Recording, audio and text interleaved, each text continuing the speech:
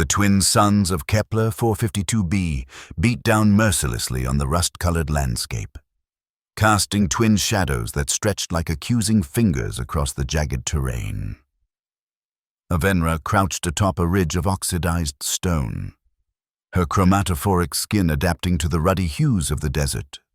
Her quaternary eyelids blinked in rapid succession, filtering the harsh light while her enhanced vision focused on the dilapidated mining facility nestled in the valley below. 3 months. 3 long, frustrating months she had pursued this human across 7 star systems. Her superiors had assured her it would be simple. Humans were physically inferior, fragile creatures with delusions of grandeur. The target, Levi Morrison, was merely a smuggler, a rebel sympathizer who'd stolen sensitive information. An easy kill, they'd said. Nothing about this hunt had been easy. Avenra's clawed fingers tightened around her plasma rifle. Her Kytherin physiology, the product of generations of genetic enhancement for apex predation, should have made this a swift mission. She was faster, stronger, more lethal than any human could hope to be. The assignment should have been completed within days. Instead, she found herself on this desolate mining planet, her patience worn thin as the atmosphere above her. Her reputation among the Kytherin Hunters Guild hung in the balance. 3 months without a confirmed kill was unprecedented. Shameful. She checked her tactical display. The human's life signature pulsed steadily within the abandoned facility. Strange, there was no erratic fluctuation that would indicate fear or exertion. It was almost as if he were waiting. A growl formed in her secondary vocal chamber. No matter. Today would end this hunt. Today, she would bring honor back to her name and her hunting pack. Avenra slid down the ridge, her movements fluid and predatory. She approached the facility's rusted entrance. Weapon raised, the air inside was still and hot, thick with the scent of metal and decay. Shadows stretched across broken machinery and collapsed walkways, perfect hunting ground for an ambush. She moved silently through the labyrinthine corridors, tracking the human's biorhythm on her scanner. Closer now. Each step brought her nearer to her prey, to the completion of her mission, to vindication. The signal led her to a vast processing chamber. Sunlight streamed through holes in the ceiling, illuminating swirling dust particles. And there, sitting calmly on an overturned ore container, was her target. Levi Morrison. He was unremarkable by human standards. Lean, weathered skin bronzed by countless suns, dark hair cropped short. His attire was practical, dusty cargo pants, a faded thermal jacket despite the heat, no visible weapons, no signs of fear. That was wrong. Prey should fear the predator. Avenra raised her weapon, targeting systems locking onto his vital organs. "Levi Morrison," she hissed, her voice a harmonized blend of tones designed to instill terror. "Your pursuit ends here." The human looked up, and something in his eyes, a strange, knowing calm, gave her pause. "Hello, Avenra of Hunter Pack Zeta," he said, his voice steady. "I've been waiting for you. Took you long enough." Confusion rippled through her. He knew her name, her designation. Impossible. 3 months, 2 weeks, 4 days, he continued, standing slowly. "That's quite a chase across the stars. You must be tired." She snarled, 4 rows of serrated teeth gleaming. "Kytherin hunters do not tire." "Everyone tires," he replied simply. "Even apex predators." "Surrender now, and I will make your death swift," she commanded, discomfited by his composure. Levi smiled, a subtle, unsettling expression. "I don't think so. You see, you've been chasing me for months, but you never stopped to ask yourself why I led you here, to this specific place." A flicker of doubt. Avenra's targeting system remained fixed on him, but something felt wrong. "Irrelevant. You ran. I followed." "Is that what happened?" He took a step toward her, and instinctively, she stepped back. This was not how prey behaved. Did it never strike you as odd that a fragile human could evade the Kitharan's finest hunter for so long? He gestured around them. This facility has 17 exits. I could have disappeared again. Instead, I'm here, talking to you. Enough, she snapped, her patience exhausted. Your psychological tactics will not save you. Levi shrugged. Then shoot me. She hesitated, finger tensed on the trigger. You won't, he said softly. Because you're curious now. And curiosity is dangerous for someone who's supposed to be nothing but a living weapon. With a speed that surprised her, he turned and disappeared through a doorway behind him. Avenra cursed and pursued, her powerful legs propelling her through the chamber. The corridor beyond twisted and branched, leading deeper into the facility. Avenra followed Levi's biosignature, her frustration mounting as she realized he was leading her through a deliberate path, always maintaining the same distance between them. This was not a chase. This was something else. When she finally emerged from the facility, the twin suns were lower in the sky, casting long shadows across the rusty landscape. Her scanner indicated Levi was moving steadily across the open desert, not fleeing in panic, but walking with purpose. Avenra's lips curled back in determination. Let him try to outpace her in the open. Her Kytheran physiology was designed for speed, for the swift kill. She sprinted across the red sands, expecting to overtake him within minutes, but as the distance between them narrowed, she noticed something unsettling. The human wasn't running. He maintained a steady jog, his breathing controlled, his pace unwavering.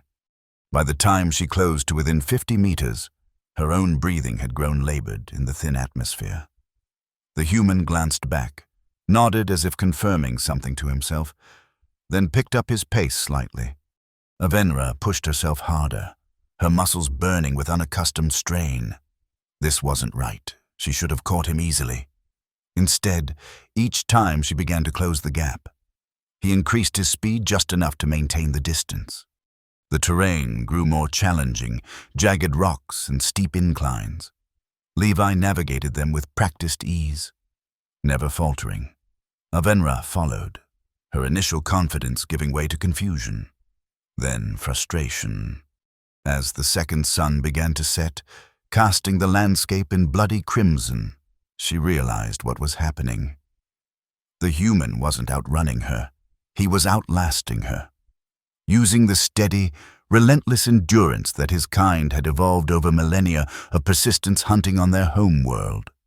Kitharans were sprinters, ambush predators. Humans were marathoners. When darkness fell, bringing with it the desert's bitter cold, Avenra found herself trembling, not from fear, but from metabolic shock. Her body, designed for short bursts of incredible speed and strength, had burned through its energy reserves. Ahead, Levi had stopped beside a rock formation. A small, efficient fire crackled, its light a beacon in the darkness. Avenra approached cautiously, her weapon still clutched in numb fingers. Your core temperature is dropping, Levi said without looking up.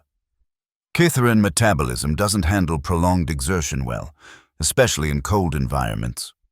How do you know so much about my kind? She demanded, her voice lacking its usual menace. I make it my business to know my adversaries. He gestured to the fire. Sit, warm yourself. I do not need your charity, human. It's not charity. It's practicality. He looked up at her, firelight dancing across his features. What glory is there in killing a weakened opponent? Rest. Recover your strength. Then we can continue this dance tomorrow. Logic warred with pride in Avenra's mind. Finally, practicality won out. She sank down opposite him, keeping the fire between them, her weapon trained on his chest. 3 months, Levi said after a while. You never gave up. Impressive dedication. It is my duty, she replied stiffly. Kitharans complete their missions. Even when the mission makes no sense, a single human smuggler, chased across the galaxy by an elite hunter? He poked at the fire. Seems like overkill. You stole classified information. Did I? His eyes met hers across the flames. Are you certain about that? Did you verify the mission parameters yourself? Or did you just accept what the Council told you? Doubt crept into Avenra's mind, unwelcome and unfamiliar. I follow orders. Yes, that's what makes you such a perfect weapon. He reached into his pack and pulled out a thermal blanket, tossing it to her. But weapons don't ask questions, and questions are dangerous to those who wield the weapons. She caught the blanket reflexively but didn't unfold it. You speak in riddles. Human. I speak truths you haven't been programmed to hear. He wrapped himself in his own blanket. Get some rest, Hunter Avenra. Tomorrow will be illuminating. Despite her determination to maintain vigilance, exhaustion overtook her. The last thing she saw before her eyes closed was Levi Morrison, watching her with that same unsettling calm. The morning brought renewed strength and deepened suspicion. Avenra woke to find Levi already awake, calmly preparing a simple meal. You didn't kill me in my sleep, she observed.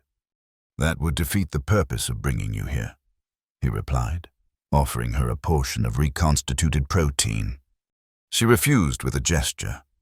And what purpose is that? Instead of answering, he asked, do you know what this planet was before it became a mining colony? Why it's called Kepler Gorge? I don't concern myself with history. You should. History explains the present. He consumed his meal efficiently. This was a research outpost first. Xenobiologists studying adaptation to extreme environments. When they discovered the mineral deposits, science gave way to profit. But some of the research facilities remain, hidden beneath the surface. This information is irrelevant to my mission. Levi stood, packing his sparse belongings. Your mission is based on lies. Avenra, I'm offering you truth instead.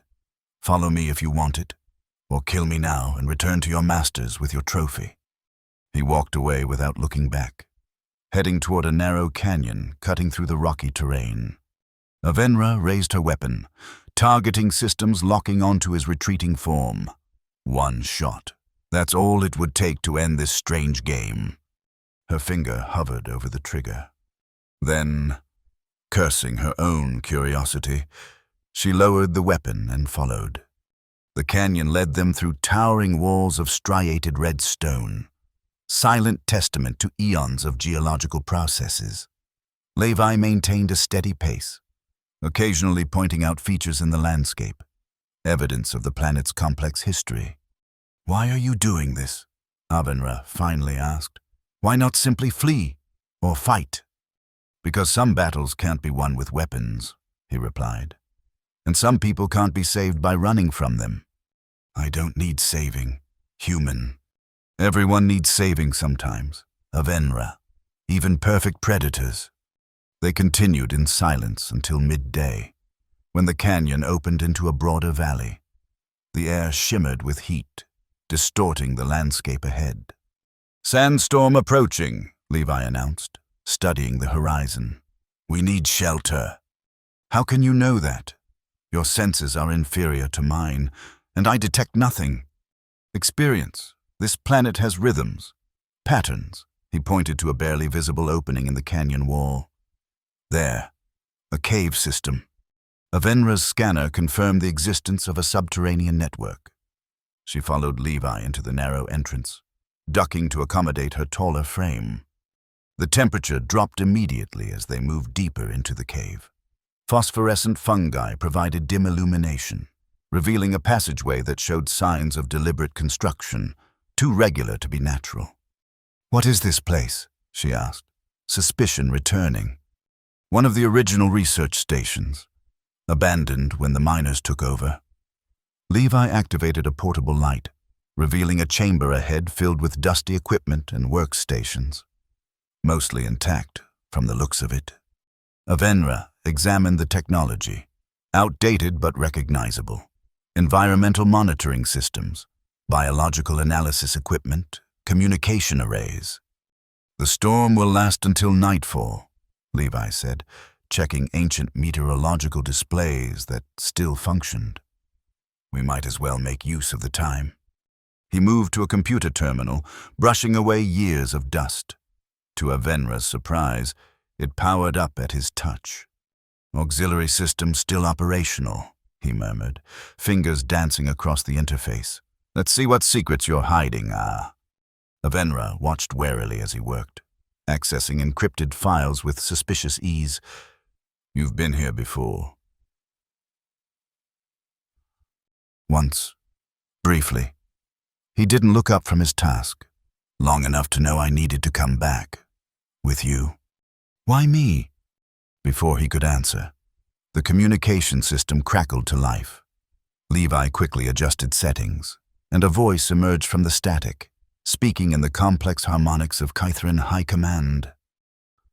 "Confirm Hunter Pack Zeta is in position.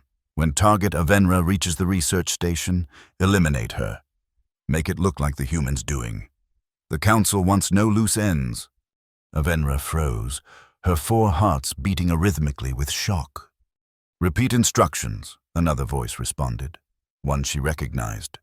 Zara, her pack leader. "Target Avenra has been compromised. Termination authorized. No witnesses. Retrieval of the human secondary objective only." The transmission ended. Silence filled the chamber, broken only by the distant howl of the gathering sandstorm. "You knew?" Avenra said finally, her voice dangerously quiet. "You knew they would betray me." "I suspected," Levi corrected. "The pattern was there for anyone willing to see it, sending an elite hunter after a single human smuggler, keeping you isolated from your pack for months. It wasn't about catching me, Avenra. It was about getting you away from the Kytherin fleet, away from witnesses." "Why? I've served the Council loyally. I've never failed a mission until—" She stopped, realization dawning. "Until you—" Levi nodded grimly. "You were too good, too effective, and perhaps you started asking questions they didn't want answered." "I never questioned orders," she insisted. "Are you sure? Not even silently? To yourself?" He studied her. "The Kytherin Council doesn't tolerate independent thought in their weapons. The first sign of it, and you become a liability." Avenra's mind raced, reviewing recent missions, subtle changes in how her superiors had treated her. Small inconsistencies she'd dismissed. "The mission to Proxima Centauri," she said slowly. "The colonial governor's assassination. I was told he was collaborating with human terrorists. He was negotiating a peace treaty." Levi finished for her. "I know. I was part of his security detail." Her weapon was up in an instant, trained between his eyes. You were there. You saw me kill him." "Yes." He didn't flinch from her aim. "I saw a Kytherin hunter execute a good man on false pretenses, and I saw something else. Hesitation. Just for a moment. Before you pulled the trigger, you sensed something was wrong." "I completed my mission," she growled. "You did, and then you started asking questions. Quietly, carefully. But the Council has ears everywhere." Levi's expression softened marginally. "They sent you after me not because I was important, but because they needed you isolated, far from the core systems, when they gave the kill order." The pieces aligned in Avenra's mind with terrible clarity. The unusually specific intel about Levi's movements, the extended mission parameters, the lack of communication from her hunting pack. "They used me as bait," she realized aloud. "To lure you away." "And they used me as bait to lure you to your execution," he agreed. "Except I figured out the game, and I decided to change the rules." "Why would you help me?" "I've hunted you relentlessly. I've killed your kind. Because there's a difference between what we're born to be and what we choose to become." He stood slowly, hands spread to show he meant no threat. I was born a human colonist on a frontier world. I chose to become part of the resistance against those who would dominate through fear and violence. He approached her, seemingly unconcerned by the weapon still trained on him. You were born a hunter, engineered to be a perfect predator. But you can choose to be something more. The communication system crackled again. This time, Levi made no move to answer it. They're calling for confirmation, Avenra said. If no one responds, they'll be suspicious. Your former pack is already in the canyon. They've been tracking us since dawn. Levi's calm was unnerving. We have perhaps an hour before they find this entrance. We? Yes, we. His gaze was steady. You have two choices now. Avenra, die here, betrayed by those you served faithfully, or live and find a new purpose. With you, with humans. She laughed bitterly. Your kind would never accept me. Some would. Some already have. He returned to the computer terminal. The resistance isn't just humans. It's everyone who believes in self-determination instead of genetic destiny or political tyranny. He pulled up schematics of the cave system. There are 3 exits from this facility. Your former packmates know about 2 of them. Avenra studied the display, her tactical mind automatically plotting routes, assessing advantages. You're assuming I won't simply kill you and join my pack in explaining how the mission went wrong. I'm assuming you're intelligent enough to recognize when you've been betrayed beyond redemption. He countered. The Council wants you dead. Avenra. Even if you eliminated me and somehow convinced your pack you knew nothing of their true mission, they'd find another way. You know too much now. She knew he was right. There was no going back to her old life. The question was whether any other life was possible for someone, something like her. 4 against 2, she mused, lowering her weapon. Poor odds for your kind. A ghost of a smile touched Levi's lips. Good thing I have an apex predator on my side. I haven't agreed to help you yet. But you will. His certainty was infuriating. Because the alternative is accepting that everything you are is just what they programmed you to be. And I don't believe that's true. Before she could respond, a proximity alert flashed on the terminal. Levi quickly shut down the display. They found the main entrance sooner than expected, he said, gathering his pack. We need to move. No. Avenra's decision crystallized in an instant. We don't run. We hunt. Something shifted in Levi's expression. Surprise, then appreciation. What do you propose? They expect to find me unaware, believing I'm still tracking you. Her mind raced through scenarios, tactics, terrain advantages. We use that. Set an ambush. They're armed with the same weapons you carry, he warned. And there are 4 of them. They're also overconfident. She bared her teeth in what might have been a smile on a human face. They trained me. They think they know all my tactics. But they don't know you've been learning new ones. Levi nodded slowly. From a human persistence hunter. Precisely. She moved toward the chamber entrance, predatory grace in every step. Follow my lead, human, and try to keep up. The next hour transformed the research station into a killing ground, not through sophisticated weaponry, but through a combination of Kytheran hunting tactics and human ingenuity. Avenra identified defensive positions, blind spots, ambush points. Levi repurposed scientific equipment into makeshift traps and diversions. They worked with surprising synchronicity, communicating in terse phrases and quick gestures. There was no time for doubt or philosophical debate, only the immediate reality of survival. They'll enter in standard hunting formation, Avenra explained as they made final preparations. Zara will take point, with Wraith and Corin flanking. Dex will guard their rear. Weaknesses? Levi asked, testing the tension on a jury-rigged snare. Zara is methodical but slow to adapt to unexpected variables. Wraith relies too heavily on technical advantages. Corin is physically strongest but lacks patience. Dex, she paused. Dex was my closest packmate. He's observant, cautious. Levi noted her momentary hesitation. We don't have to kill them all. They would not extend the same mercy to us, but something in her voice suggested the idea had taken root. They positioned themselves in the main laboratory, Avenra concealed among the ceiling infrastructure. Levi hidden behind equipment banks. The trap was set. Now they waited. They didn't wait long. Hunter. Pack Zeta entered with military precision, weapons charged, movements synchronized by years of shared combat.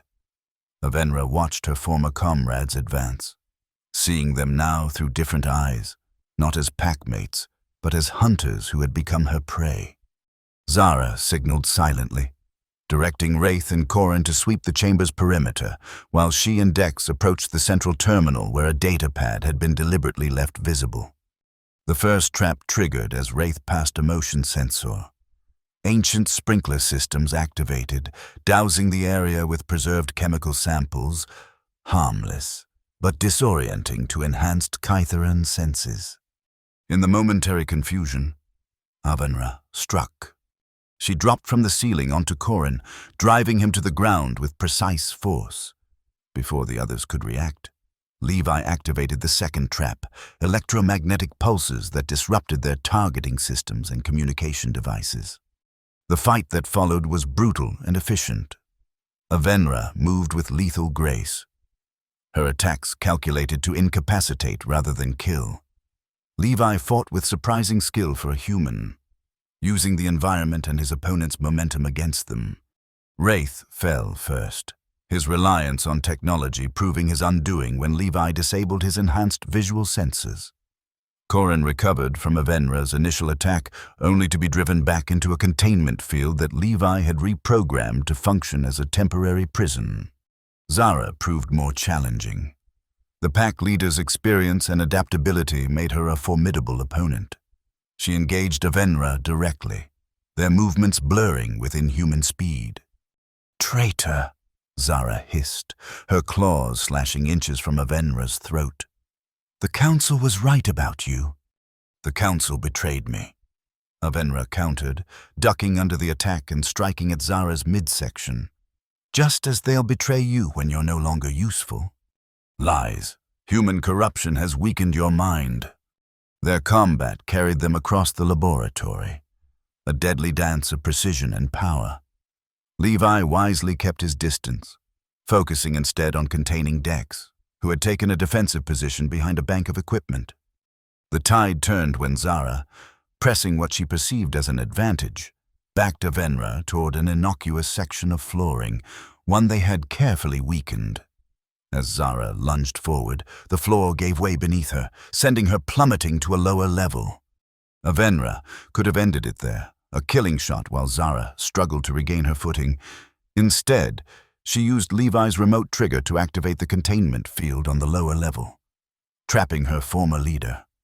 That left only Dex. He emerged slowly from cover, weapon lowered but still gripped firmly. His quaternary eyes studied Avenra with an expression she couldn't quite identify. "You could have killed them," he said finally. "Why didn't you?"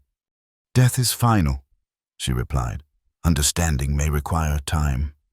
Dex's gaze shifted to Levi, who had approached cautiously. "This human has changed you." "No. He showed me I could change myself." Avenra moved closer to her former packmate. "The Council ordered my death. Dex, did you know?" A hesitation. "I was told you had been compromised, that the human had manipulated your neural programming." "Convenient explanation," Levi interjected. "Easier than admitting they fear independent thought in their weapons." Dex bristled at the human's words, but Avenra raised a hand to forestall conflict. "You've served with me for 7 cycles. Dex, have you ever known me to be easily manipulated?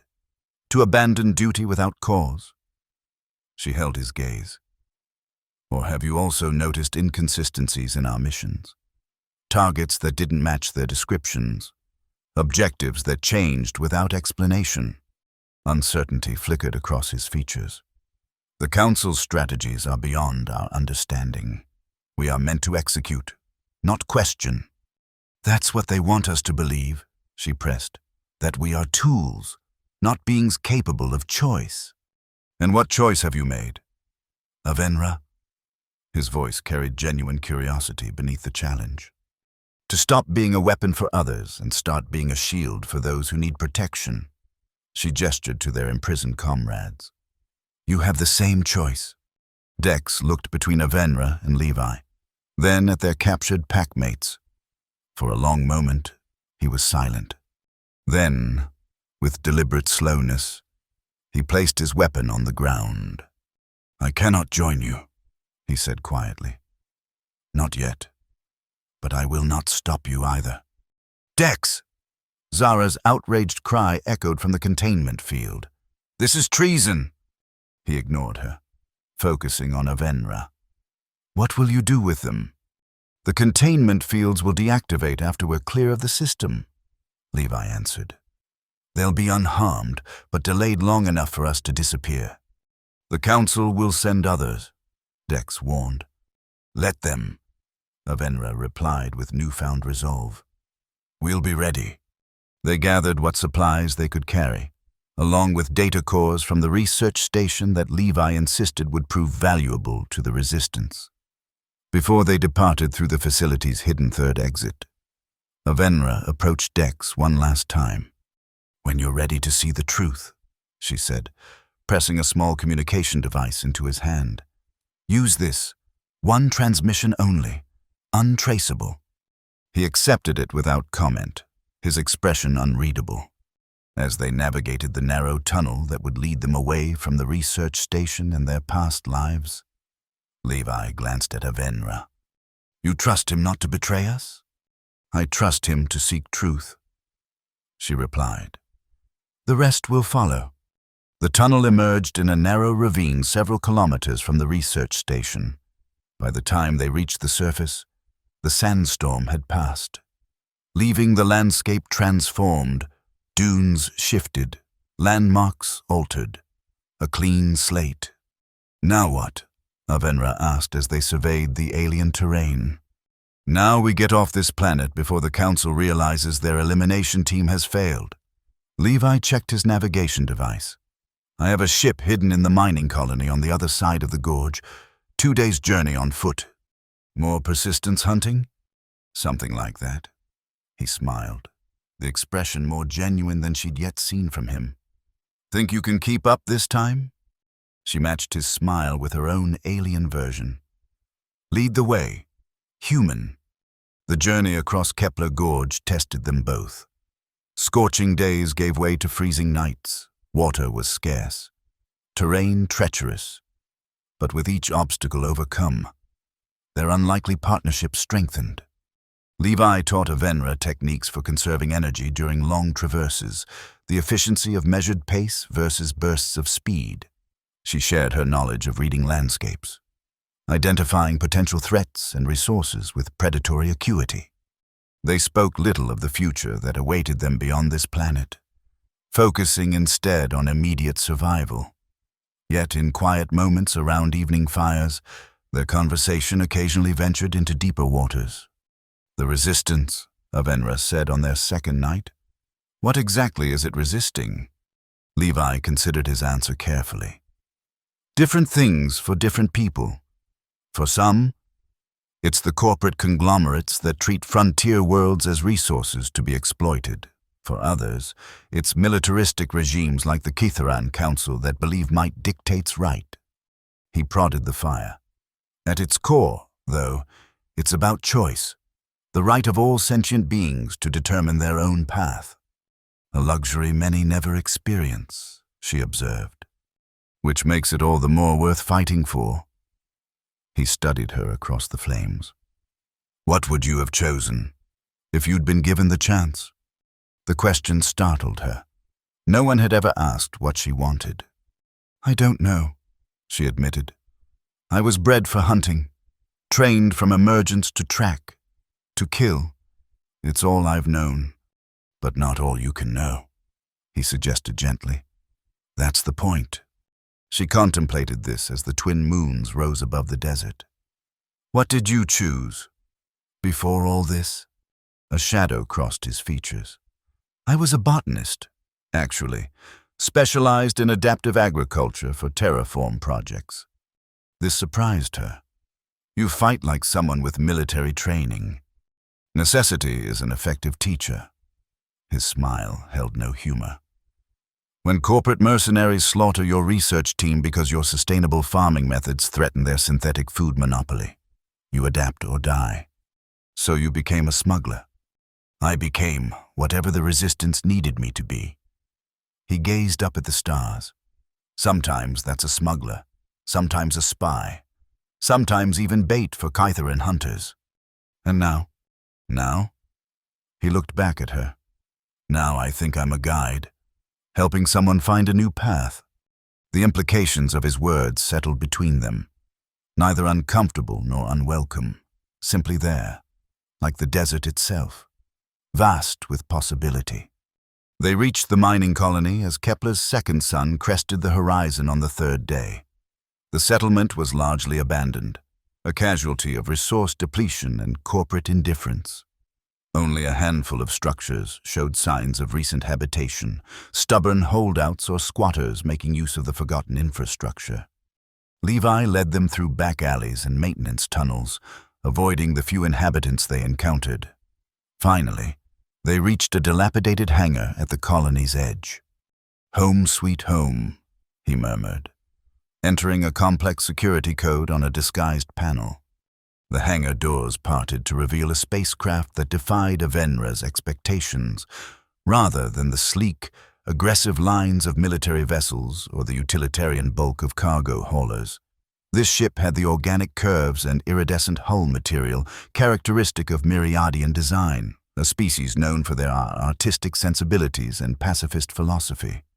Surprised? Levi asked, noting her expression. It's not what I expected. That's rather the point. He approached the ship, which responded to his presence by extending a boarding ramp.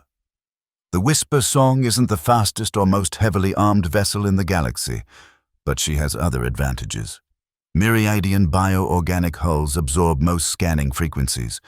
To most detection systems, will read as ambient cosmic radiation. Avenra followed him aboard, immediately noting the ship's unusual interior. The corridors curved organically, illuminated by soft bioluminescence. The air carried a faint scent of something like citrus and ozone, the respiration byproduct of the living components that comprised much of the vessel's systems. The Meridians don't build ships, she observed. They grow them.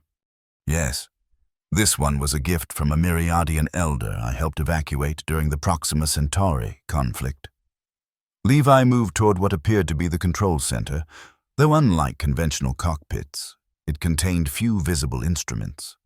Instead, neural interface pads lined the walls and seating surfaces. Can you pilot such a vessel? She asked. I understood Myriadian ships to be psychically bonded to their designated pilots. A common misconception. They form sympathetic connections, not exclusive ones. He settled into the pilot's position, placing his hands on neural interfaces. The Whisper Song and I have an understanding. She tolerates my limited psychic abilities, and I appreciate her particular quirks. As if in response, the ship's systems activated, panels illuminating with scrolling data in Myriadian script. We should leave immediately, Avenra said, scanning the hangar entrance. Once my former pack frees themselves, they'll alert planetary security. Already underway. Levi's eyes had half closed in concentration as he communed with the ship. But we're not taking a direct route off-planet. That's what they'll expect. The hangar roof began to retract, revealing the copper sky above. The Whisper Song hummed softly as her propulsion systems engaged. Where are we going? Avenra asked, securing herself in the co-pilot position. First, to meet some friends. The ship rose smoothly, accelerating with surprising gentleness for its speed. Then, to a place called New Eden, as they ascended through Kepler's thin atmosphere. Avenra watched the mining colony shrink beneath them, the rusted landscape of the planet extending to the horizon. For the first time in her life, she was leaving behind everything familiar, every defined parameter of existence. The sensation was both terrifying and exhilarating. "Having second thoughts?" Levi asked, noting her expression. No, the answer came more readily than she expected. "Merely adjusting to new perspectives." He nodded in understanding. "The first step away from what you've been told to be is always the hardest. It gets easier." "Does it? Or do the questions just become more complex?" That earned a genuine laugh. "Now you're thinking like a revolutionary." The whisper song broke through the upper atmosphere, the copper sky giving way to the star-scattered void of space. Avenra half expected to see Kytheran patrol vessels waiting for them, her hunter's instincts anticipating the trap.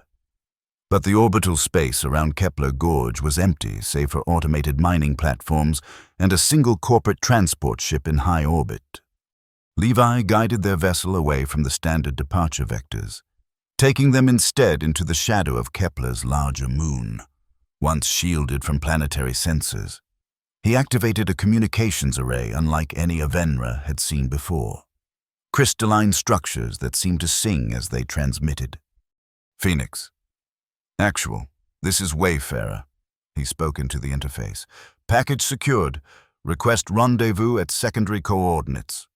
Static hissed briefly before a voice responded. Female. Cautious. "Wayfarer, this is Phoenix. Authentication required." "The garden grows through broken stones," Levi replied. A pause. "Authentication accepted. Proceed to coordinates. We'll meet you halfway." The transmission ended. Levi programmed a course that would take them through the system's asteroid belt, a navigational challenge that would deter casual pursuit. "Who is Phoenix?" Avenra asked as they accelerated toward the belt. "An old friend, one of the founders of the Resistance Network." His expression grew more serious. "She'll have questions for you. Hard ones. She doesn't trust me. Would you, in her position?" He shrugged. "Trust is earned, Avenra. Even I'm still verifying mine." The implication was clear. While he had helped her escape, she remained an unknown quantity to the organization he served. A potential asset, but also a potential threat. "What will happen if your Phoenix decides I cannot be trusted?" Levi's hands tightened slightly on the controls. "Let's make sure that doesn't happen." They navigated the asteroid belt in tense silence, the whisper song responding to Levi's guidance with impressive agility. Twice they detected energy signatures that might have been pursuit vessels, but the living ship's natural stealth capabilities kept them concealed. When they emerged from the belt's protective clutter, a new vessel awaited them, a modified Terran Corvette-class ship, its hull marked with subtle symbols that Avenra recognized as resistance identifiers she'd been briefed on during hunter training. "The Phoenix," Levi confirmed, initiating docking procedures. "I'll ride to the next safe point." The ships connected with practiced efficiency, airlocks synchronizing and stabilizing. Avenra felt a momentary vulnerability as the whisper song's hatch opened, connecting them to the unknown vessel beyond. "Stay close," Levi advised as they prepared to board. "Let me do the talking initially." The receiving area of the Phoenix was austere but well-maintained. 3 humans awaited them, 2 armed security personnel, and a woman whose bearing immediately marked her as the leader. She was older than Levi by perhaps 2 decades, her dark skin lined with experience, her close-cropped hair silver at the temples. Her eyes missed nothing as they assessed the Kytheran hunter now standing before her. "Levi," she greeted without taking her eyes off Avenra. "You've brought us quite a guest." "Phoenix," he returned formally. "This is Avenra, formerly of Kytheran Hunter Pack Zeta. Avenra, this is Commander Phoenix of the Underground Railroad." Avenra recognized the reference to ancient human history, a network that had once helped the enslaved escape to freedom. The symbolism was not lost on her. A Kytherin hunter, Phoenix observed. The same kind that has tracked and eliminated 17 of our cell leaders in the past standard year. Yes, Avenra answered directly, choosing honesty over diplomacy. I was one of those hunters, until the council decided I had outlived my usefulness. Phoenix's expression remained neutral. And we're to believe you've had a complete change of heart because of this betrayal? Not complete, Avenra corrected. Begun, understanding requires time. The human commander studied her for a long moment, then glanced at Levi. You vouch for her? I do. His response came without hesitation. She had multiple opportunities to complete her mission and kill me. Instead, she chose a different path. At great personal risk, Phoenix acknowledged. Still, precautions must be taken. She gestured to the security personnel. You'll be escorted to medical for examination and debriefing. Dr. Connor will evaluate your physiological status and neural patterns. Avenra tensed. You wish to examine my mind? We wish to ensure you haven't been implanted with tracking devices or neural compulsion triggers. Phoenix clarified. Standard procedure for all defectors. The term defector gave Avenra pause. Was that what she was now? The concept seemed inadequate to describe the fundamental shift in her existence. I understand, she said finally. I will cooperate. Good. Phoenix nodded to the guards, who gestured for Avenra to follow them. As she moved to comply, the commander added, For what it's worth, you're not the first Kytherin to join us, just the highest-ranking one. This revelation startled Avenra, but before she could question it, Phoenix had turned to Levi. We need to talk. The Council has escalated their operations in the Outer Rim. Your little extraction has stirred the hive. The medical bay of the Phoenix was far more sophisticated than its utilitarian exterior suggested. Advanced diagnostic equipment lined the walls, and a neural scanner of Tressian design occupied the center of the room. Technology that even the Kytherin military would consider valuable. Dr. Connor proved to be different from what Avenra expected. Neither fearful nor openly hostile. The human physician approached her with professional curiosity. He was of average height, with observant eyes behind antiquated corrective lenses and hands that moved with practiced precision. Please remove your tactical gear and lie on the scanning platform, he instructed, calibrating instruments. The procedure is non-invasive but thorough. Avenra complied, though the vulnerability of being without her weapons and armor was discomforting. The scanner hummed to life above her, bathing her in particles that tingled against her chromatophoric skin. Fascinating adaptive dermal response, Dr. Connor murmured, observing the readings. Your skin is attempting to camouflage against the scanner's frequency. An automatic defense mechanism, she explained. It can be controlled voluntarily as well. Remarkable. His admiration seemed genuine. The Kytherin Genome Project achieved incredible results. Your cellular efficiency is unlike anything in natural evolution. I was not evolved. Doctor. I was designed. Perhaps, he adjusted the scanner. But design is simply directed evolution, and all designed things eventually evolve beyond their creator's intentions. The philosophical implication wasn't lost on her. Is that what happened to the others? The Kytherins Phoenix mentioned. Dr. Connor glanced up from his instruments. That's their story to tell. If you meet them. But yes, several of your kind have found their way to us over the years. Usually more damaged than you appear to be.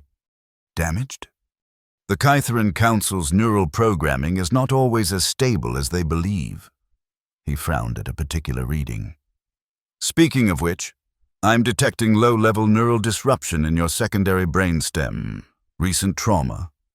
The Council's kill order included my former hunting pack, she confirmed. There was conflict. I see, he made adjustments to the scanning field. Well, physically you're in excellent condition. No tracking implants or explosive fail-safes that I can detect. There is evidence of standard Kytherin control programming in your neural pathways, but it appears to be degrading naturally. What does that mean? It means, Dr. Connor said with a small smile, that you're becoming more yourself and less what they designed you to be. The process typically accelerates once removed from the Council's reinforcement protocols. The scan completed, and Avenra sat up, studying the human physician with new interest. You've studied my kind extensively.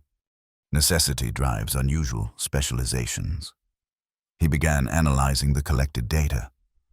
My focus was originally xenobiological adaptation for terra-forming projects. Now I help people, all people, free themselves from biological and psychological constraints imposed by others. Like Levi. He mentioned he was once a botanist. Yes, they worked together before. Dr. Connor stopped himself. But that's his story to share. Before Avenra could press further, the medical bay door opened to admit Phoenix and Levi. The commander's expression was grim, her posture tense with barely contained urgency. Status, she demanded. Clean, Dr. Connor reported. No trackers, no fail-safes. Standard neural programming and natural decay. She's physically cleared. Good, because we need to move now. Phoenix turned to Avenra. A Kytherin battlecruiser just entered the system. They're conducting methodical search patterns. How did they find us so quickly? Levi asked. They didn't necessarily. Avenra realized. Standard hunt protocol, when a target disappears, is to secure the entire system. They're searching for their missing pack as much as for us. Regardless, we're leaving. Phoenix activated a communication device. Bridge, prepare for emergency jump. Coordinates New Eden Alpha. She faced Avenra directly. This is where your choice becomes real. Hunter, we're taking you to our primary sanctuary. If you have any lingering loyalty to the Council, any programming we couldn't detect, it would give you the opportunity to destroy everything we've built. The challenge was clear, a final test of her commitment. The Council sent my own pack to kill me. Avenra replied evenly. They are no longer my people. I have no home, no purpose beyond surviving their betrayal. She met Phoenix's gaze without flinching. You offer an alternative. I would see what it is. Something like approval flickered in the commander's eyes. Good answer. Get dressed and report to the bridge. If we're going to evade a Kytherin battlecruiser, we could use your tactical insight. The next hours were a tense exercise in interspecies cooperation. Avenra provided detailed information on Kytherin pursuit strategies and sensor capabilities, allowing the Phoenix to plot an escape route that exploited known blind spots in their detection grid. The Resistance vessel executed a series of micro-jumps through the system, each designed to confuse tracking algorithms. During a brief respite between maneuvers, Levi joined Avenra at a tactical station where she was monitoring Kytherin communication frequencies. You're making quite an impression, he observed quietly. Phoenix doesn't impress easily. I'm ensuring my own survival, she replied, though without the conviction such a statement would have held days earlier. Of course. His knowing smile suggested he heard the change as clearly as she felt it. Just survival. She turned from the monitor to face him directly. Why did you really bring me here, Levi? The truth this time. His expression sobered. The Resistance has been fighting a losing battle against the Council and their corporate allies. We disrupt operations, protect vulnerable communities, but we've never been able to strike at their core advantages. They're hunters, Avenra concluded. We are their apex weapon. Yes, and weapons can be turned. He hesitated, then continued more softly. But that's not why I brought you specifically. That was personal. Explain. 3 standard years ago, I watched a Kytherin hunter execute a good man on Proxima Centauri. But unlike any hunter I'd encountered before, this one hesitated. Just for an instant. There was doubt. His eyes held hers. I never forgot that moment of humanity in a being engineered to have none. Recognition dawned. You've been tracking me since then. The mission on Proxima Centauri. Watching from a distance. Gathering intelligence. When I learned the Council had marked you for elimination, I saw an opportunity. To save me or to use me? Both, he admitted. But the choice to join us, to fight with us, that had to be yours. Before she could respond, alarms blared throughout the ship. Phoenix's voice came over the communication system. Battle stations. Kytheran interceptors detected on approach vector. The Phoenix shuddered as its engines pushed to maximum output. Avenra and Levi rushed to the bridge, where tactical displays showed 5 Kytheran strike craft closing rapidly. They've anticipated our jump vector, Phoenix said grimly as they entered. We can't outrun interceptors. You don't need to. Avenra moved to the tactical station, quickly assessing the situation. Those are standard Talon-class fighters. Fast, but limited range. They've been deployed too far from their carrier. Meaning? Phoenix demanded. Meaning they're counting on a quick capture, not an extended engagement. Avenra's hands moved across the unfamiliar controls with increasing confidence.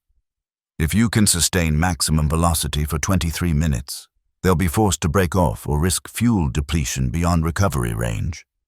Phoenix exchanged glances with her navigator. The engines won't handle that kind of strain for that long. They don't have to. Levi joined them at the tactical display. There's an ion storm on the edge of the system.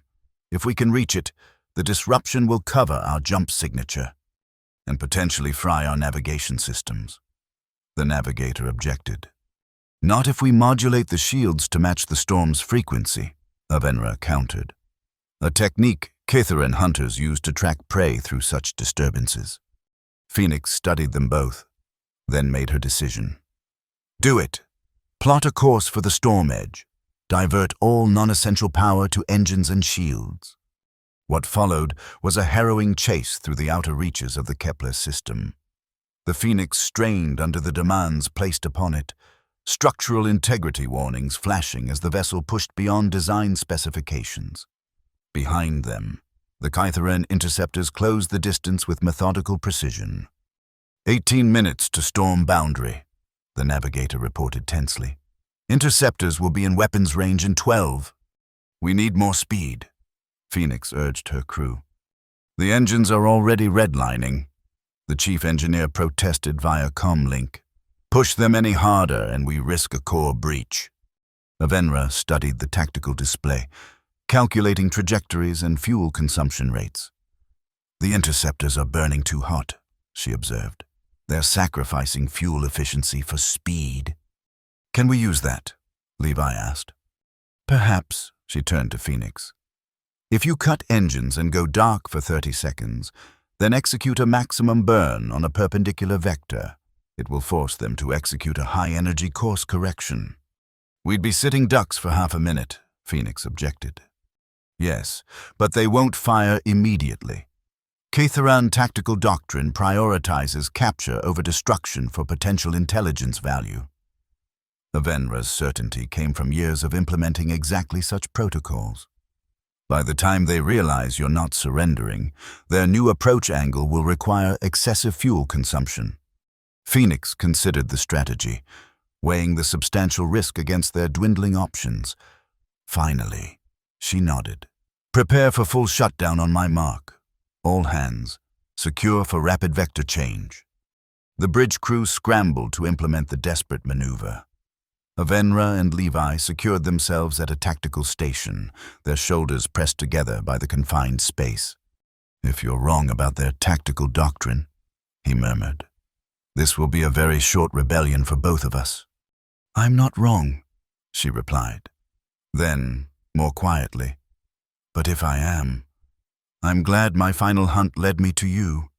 The simple honesty of the statement surprised them both. Before either could acknowledge it further, Phoenix gave the command. Mark, cut all power! The Phoenix went dark.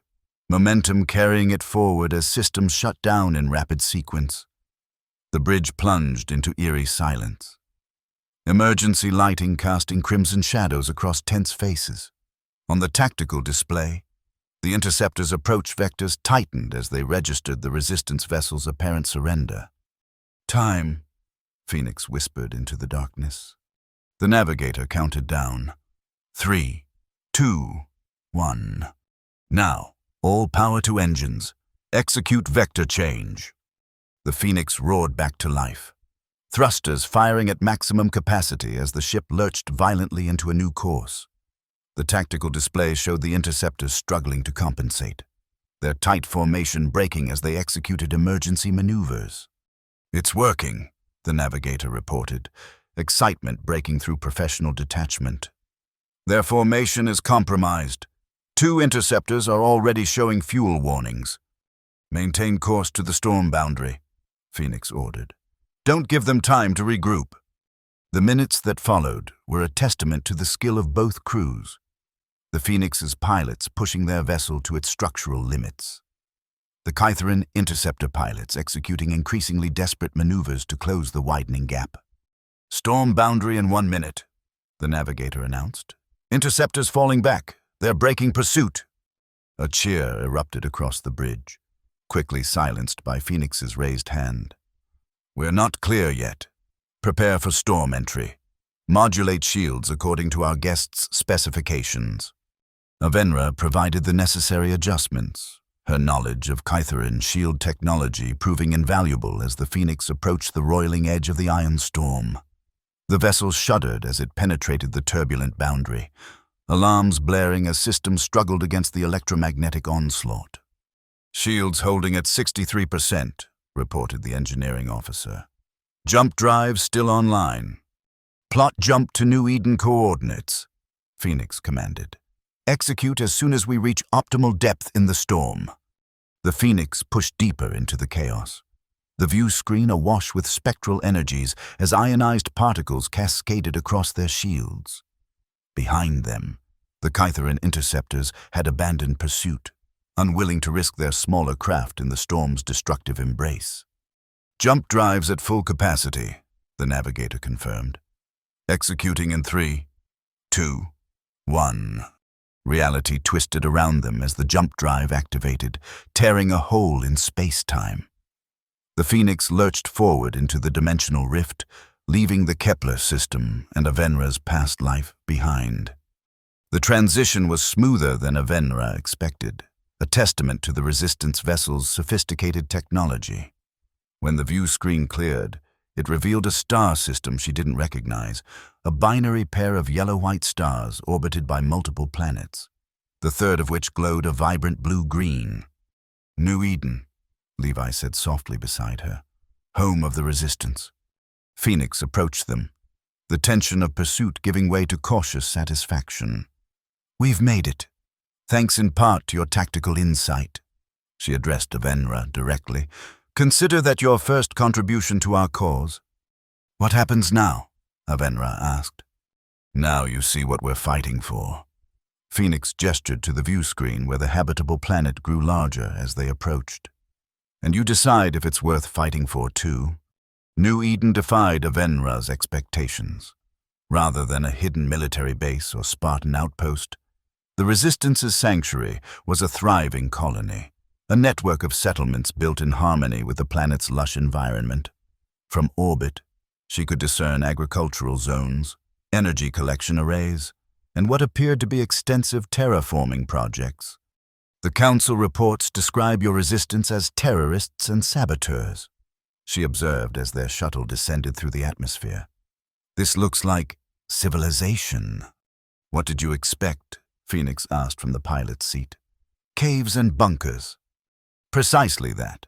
Guerrilla tactics require mobility and concealment, not permanence." Levi smiled at her confusion. "The Resistance isn't just a military operation, Avenra.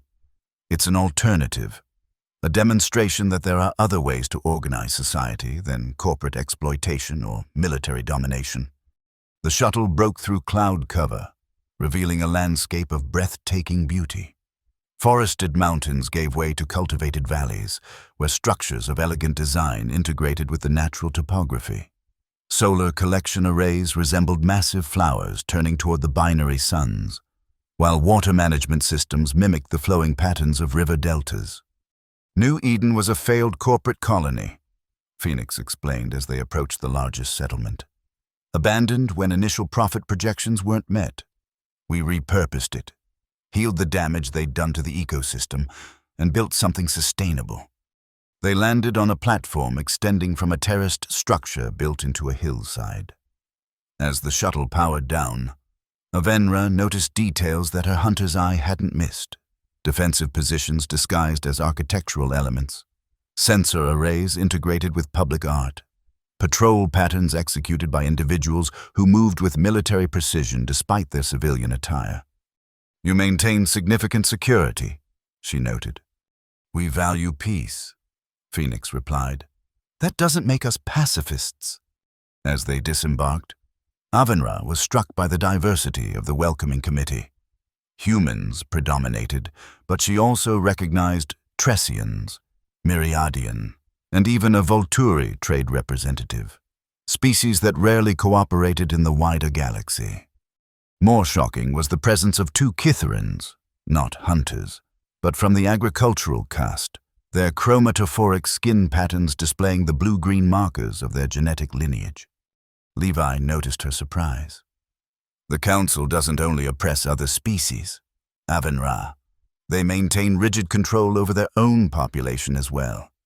The Kytherans regarded her with obvious caution, recognizing the hunter markers in her biology. She found herself uncertain how to interact with members of a caste she had been conditioned to consider inferior.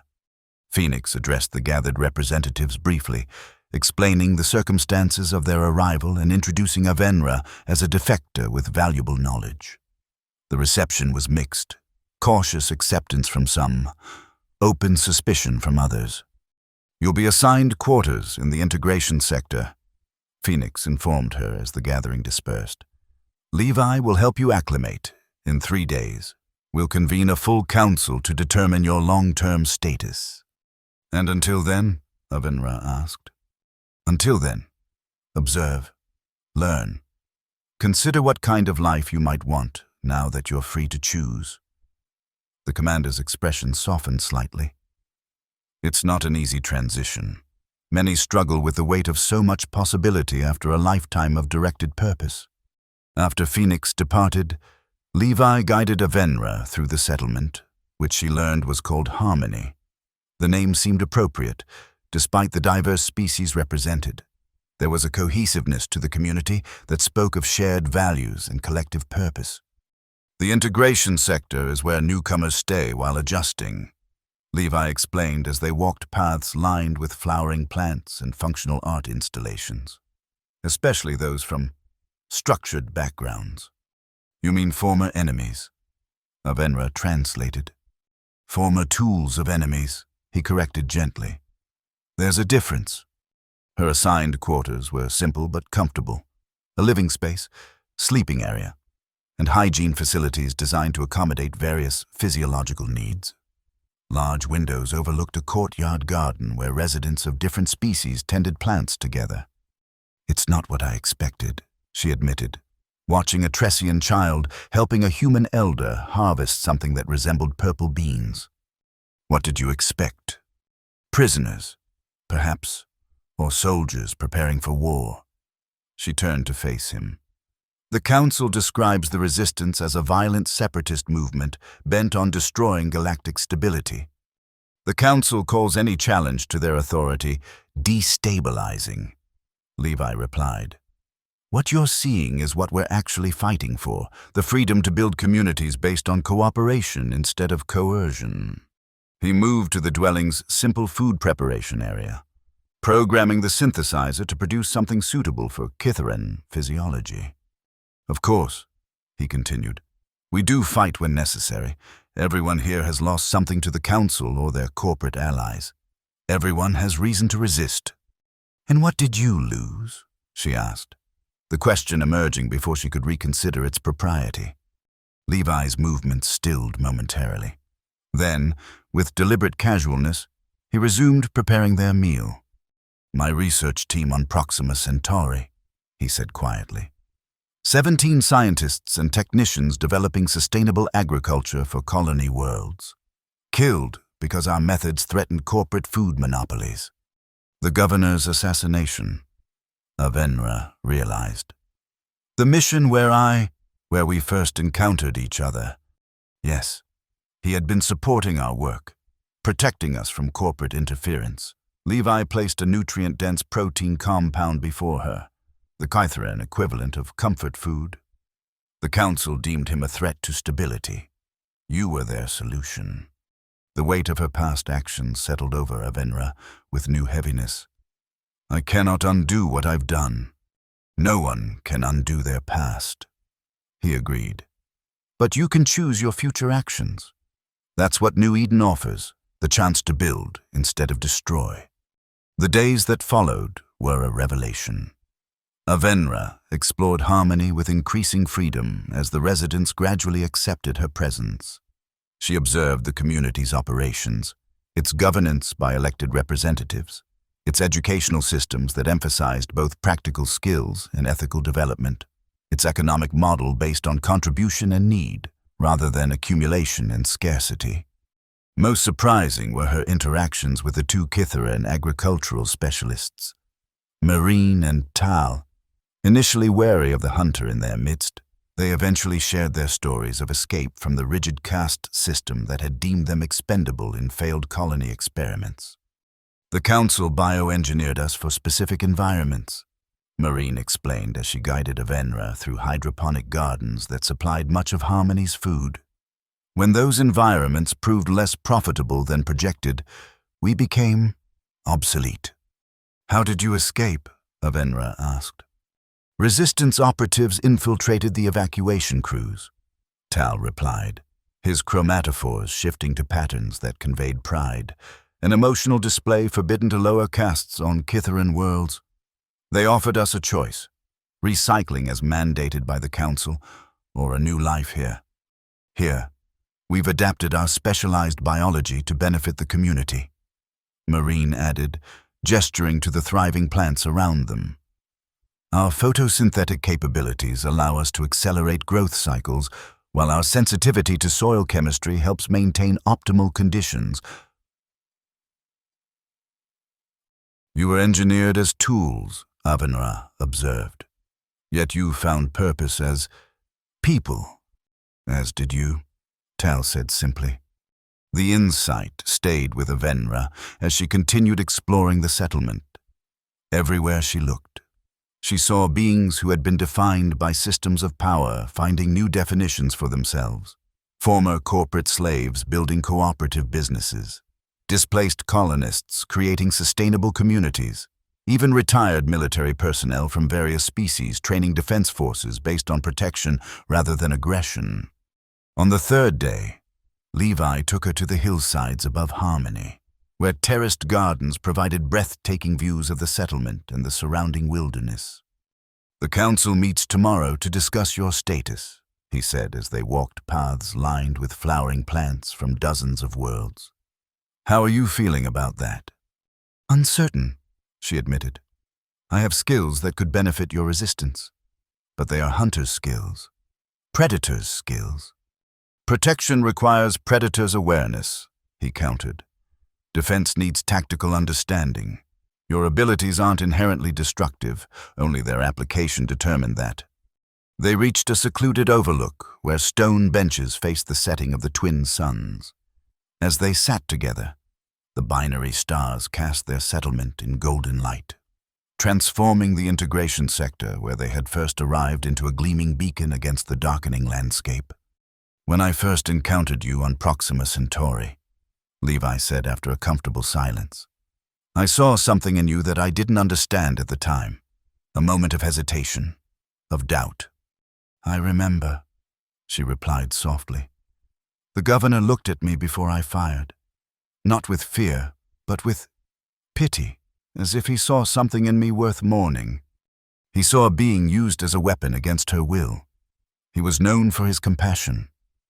Levi's hand moved tentatively toward hers, then stopped. That moment of doubt is why I tracked you across the stars. Why I risked everything to bring you here when I learned the Council had marked you for elimination. Because you believed I could be more than what they made me. Because I believed you already were. The simple faith in his words touched something profound within her. Something that had been growing since that first confrontation in the abandoned mining facility on Kepler Gorge, a sense of possibility, of choice. As the suns disappeared below the horizon, Avenra made her decision. Tomorrow, she would face the Council not as a former hunter seeking sanctuary, but as a being claiming her right to self-determination and offering her unique skills to protect others' right to the same.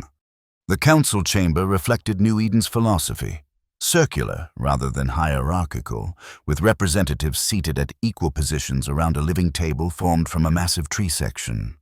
Phoenix presided not from a position of elevation, but simply as one voice among equals. Avenra stood in the center of the circle, conscious of the varied gazes upon her. Human, Tressian, Myriadian, Kytheran, and others she couldn't immediately identify. Levi sat among the council members, his position apparently that of an advocate rather than a judge. Avenra, formerly of Hunter Pack Zeta. Phoenix began formally. You have been granted temporary sanctuary under our protocols for defectors. Today, we determine whether that status becomes permanent and what role you might play in our community. The questioning that followed was thorough and unflinching. Council members probed her history as a hunter, her actions against resistance operatives, her knowledge of Kytheran military capabilities and plans. They questioned her motives for defection, her understanding of the Resistance's principles, her willingness to abide by community standards that valued all sentient life. Throughout, Avenra answered with unvarnished honesty. She neither minimized her past actions nor exaggerated her commitment to their cause. When asked about her capabilities, she was precise in describing both her lethal skills and her potential value as a tactical advisor and trainer. You were engineered as the perfect predator, noted a Tressian representative, their feathered crest vibrating with skepticism. How can we be certain those instincts won't resurface at a critical moment? You cannot, Avenra acknowledged. Just as you cannot be certain that anyone's past conditioning won't resurface under stress.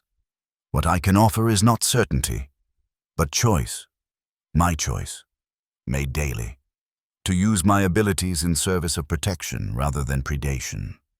Pretty words, countered a human counselor. But you've spent your entire existence as a living weapon. Do you even know who you are without that identity? The question struck deeper than the counselor likely intended. Avenra was silent for a moment, considering. No, she admitted finally. I don't know who I am beyond what I was made to be, but I wish to find out. She gazed around the circle, meeting each representative's eyes in turn. Isn't that what New Eden offers? The chance to discover one's true self beyond imposed purpose? A murmur of consideration moved through the council.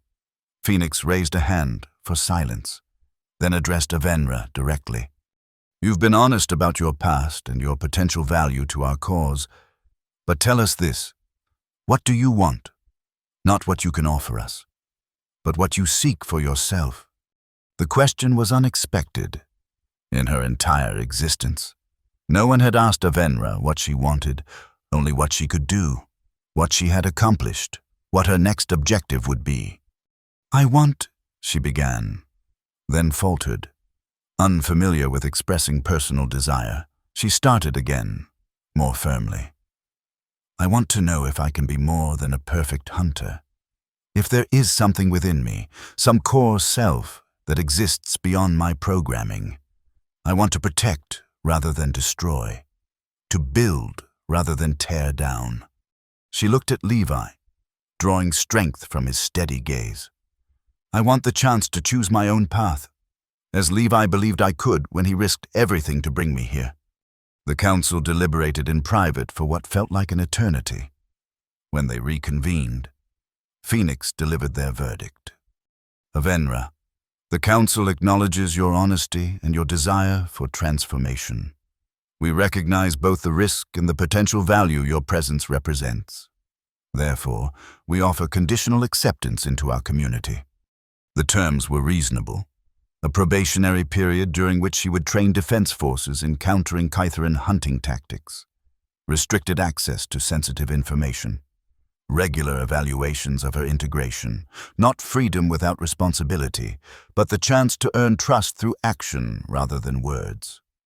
There is one more condition, Phoenix added. You must have a sponsor. Someone who will guide your integration and take partial responsibility for your actions during the probationary period. Levi stood before she could respond. I will sponsor Avenra, he said simply. I brought her to New Eden. I believe in her capacity for change. I will stand with her as she finds her way. With that declaration, Avenra's new life began. The transition from hunter to protector was neither simple nor linear. There were moments of setback, when predatory instincts surged in response to perceived threats, when the stark certainty of her former existence seemed preferable to the complex moral calculations of her new one. But there were triumphs as well. The first time a mixed-species defense team successfully implemented her counter-hunting strategies in a training exercise. The day she convinced reluctant agricultural workers to adopt security protocols that saved lives when a corporate raid finally came. The morning she woke to realize she had dreamed not of the hunt, but of the gardens above Harmony. Throughout it all, Levi remained a constant presence, neither directing her path nor abandoning her to find it alone, but walking beside her as she navigated unfamiliar emotional and social terrain. Their partnership evolved from tactical alliance to friendship, and gradually to something deeper that neither rushed to define. 6 months after her arrival on New Eden, Avenra stood again in the council chamber, this time not as a supplicant seeking sanctuary, but as a full member presenting a bold proposal. The Kytheran Council believes their hunter program is unassailable. She addressed the gathered representatives. Their confidence lies in the biological superiority of their hunters and the absolute loyalty enforced through neural programming. But as my presence here demonstrates, both can be overcome. She activated a holographic display in the center of the chamber, revealing schematics of Kytheran neural programming protocols. With Dr. Connor's assistance, I've mapped the degradation patterns in my own neural conditioning. We've identified vulnerabilities in the Council's control mechanisms, particularly in hunters deployed on long-term, isolated missions. Phoenix leaned forward, her interest evident. You're proposing we target other hunters for extraction? Yes, but selectively. Avenra manipulated the display to show deployment patterns across Kytheran-controlled space. Hunter Pack Epsilon has been operating independently in the Cygnus sector for over a standard year. Their commander, Naira, has shown statistical anomalies in mission execution, hesitation in civilian-dense environments, higher rates of capture versus elimination, questionable target verification delays. Signs of emerging independence, Levi observed from his council seat. Precisely, Avenra nodded. The same patterns I exhibited before the council marked me for elimination. The difference is, we can reach Naira and her pack before the council realizes the danger. The proposal sparked intense debate. Some council members argued that the risk outweighed potential benefits, that bringing multiple hunters to New Eden could compromise their security if even one remained loyal to the council. Others recognized the strategic advantage of depriving their adversaries of their most effective weapons while strengthening their own defenses. In the end, a modified version of Avenra's plan was approved, a surgical extraction operation targeting Naira alone, with the option to extend the offer to her pack members if circumstances permitted. The mission would require a small team capable of evading Kytheran security and communicating with a potentially hostile hunter. Avenra would lead, with Levi as her second and a carefully selected support crew. As the council session concluded, Levi joined Avenra at the edge of the chamber. Your first command, he observed. How does it feel? Unfamiliar, she admitted. In the Hunters Guild, leadership was assigned based on genetic optimization and kill efficiency. Here, it's granted based on trust. Trust you've earned. He smiled, a warmth in his eyes that had become increasingly common in their interactions. The Council believes in you. And you? She asked, the question carrying more weight than its simplicity suggested. I believed in you before you believed in yourself, he replied softly. That hasn't changed. Their mission departed 2 weeks later aboard a modified scout vessel, small enough to evade standard detection grids, but equipped with advanced stealth technology and defensive capabilities. Their target was a remote monitoring station in the Cygnus sector, where intelligence suggested Hunter Pack Epsilon would soon arrive for resupply. The journey gave Avenra time to refine her approach. Unlike her own extraction, which had relied on extended pursuit and gradual revelation, this operation would require direct confrontation and persuasion. She would have to convince a fellow hunter that everything they had been conditioned to believe was a lie, and do so quickly enough to escape before Council reinforcements arrived. What if she doesn't listen? Asked Talia, their communications specialist, during a planning session. Hunters aren't exactly known for their open-mindedness. She'll listen, Avenra replied with certainty. Because I'm going to show her what the Council never wanted her to see. Another hunter who broke programming and survived, who chose a different path. It's still a significant risk, noted Marcos, their security lead. If she alerts the Council to our presence, then we extract immediately and reevaluate. Levi interjected. This mission is about offering choice, not forcing it. We're not the Council. The distinction was important to all of them, that even in operations against their adversaries, the resistance would uphold the principles of self-determination that defined their cause. They reached the Cygnus monitoring station ahead of schedule, establishing a concealed position in a debris field that provided both cover and a clear view of approaching vessels. For 3 days, they maintained silent observation, intercepting communications and confirming that Hunter Pack Epsilon was indeed en route. On the 4th day, their sensors detected the distinctive energy signature of a Kithaeran hunter vessel approaching the station. Single craft, reported Talia from the sensor array. Matches known specifications for Epsilon's scout ship. Biosigns indicate 3 Kithaerans aboard, 1 with hunter markers, 2 support staff.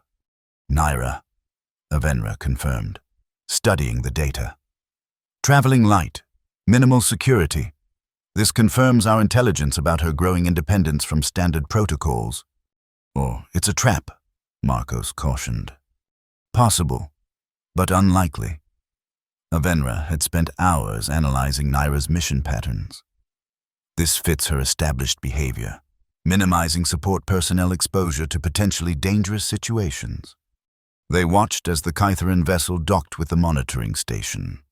According to standard procedure, Naira would conduct a security sweep, retrieve updated mission parameters, and resupply before departing, a process that typically took less than 2 hours. We need to intercept her inside the station, Avenra decided. The support staff will remain with the ship. It gives us our best chance for private communication. The plan was set in motion with practiced efficiency. Their scout ship maintained its position while Avenra, Levi, and Marcos deployed in a stealth shuttle, a tiny craft with minimal systems specifically designed to evade Kithaeran security sensors. They approached the station from its blind side, attaching to an emergency airlock that the Resistance had previously identified as a security vulnerability. Marcos bypassed the simple alarm systems, and soon they were inside, moving silently through maintenance tunnels toward the central data hub, where Naira would most likely be retrieving her updated orders. Avenra moved with the fluid grace of her hunter training, her chromatophoric skin adapted to the station's shadowed corridors. Behind her, Levi and Marcos followed with the practiced stealth of Resistance operatives accustomed to infiltrating hostile territory.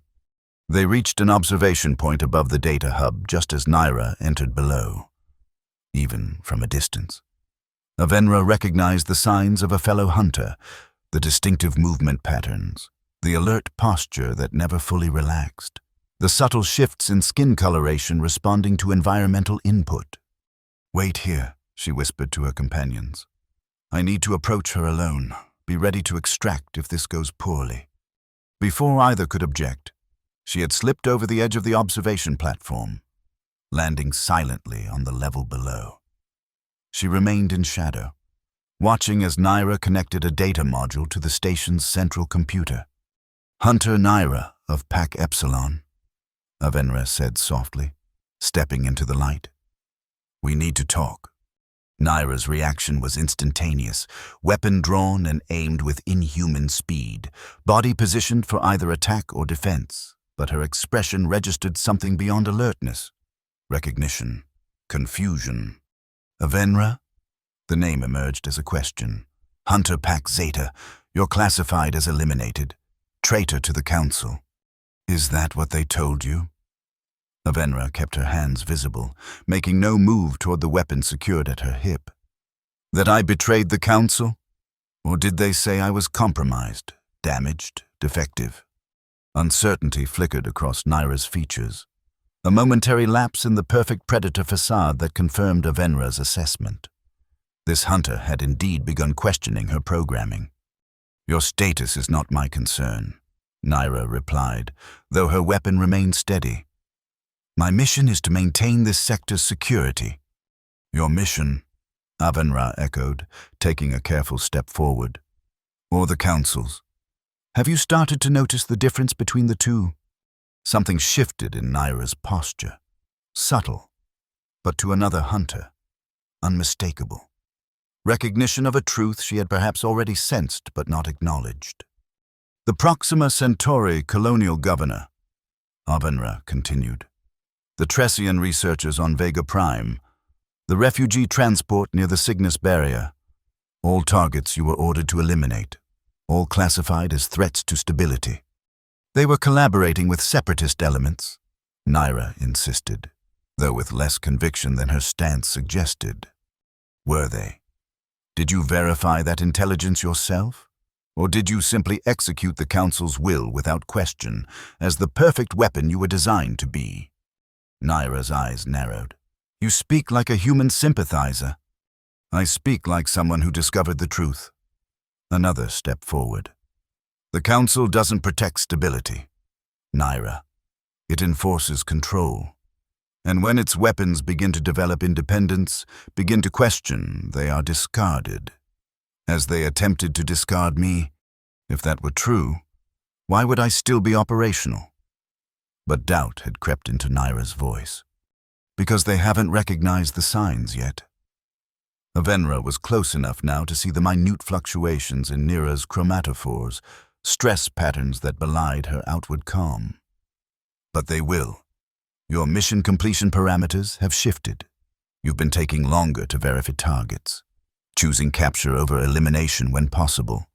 Small deviations that their algorithms will eventually flag." Naira's weapon wavered almost imperceptibly. "How could you know this?" "Because I followed the same path. And when the Council decided I was no longer reliable, they sent my own pack to eliminate me."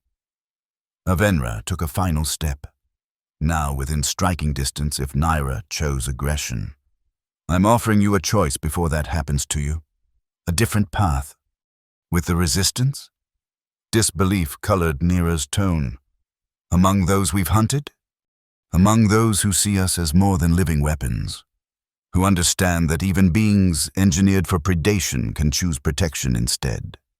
For a long moment, Naira was silent, her analytical mind visibly processing implications, possibilities, risks. "Finally," she asked, "the rest of my pack?" "The offer extends to them as well, if they share your evolving perspective. And if they don't, then you must make your choice alone." Avenra held Naira's gaze. "As I once did." The standoff stretched between them.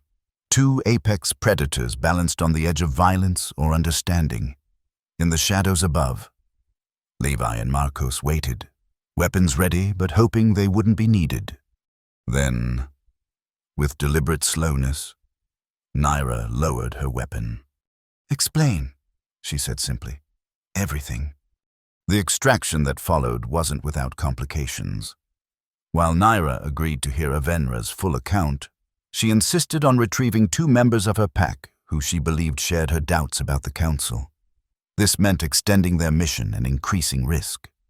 But Avenra understood the loyalty that drove the request.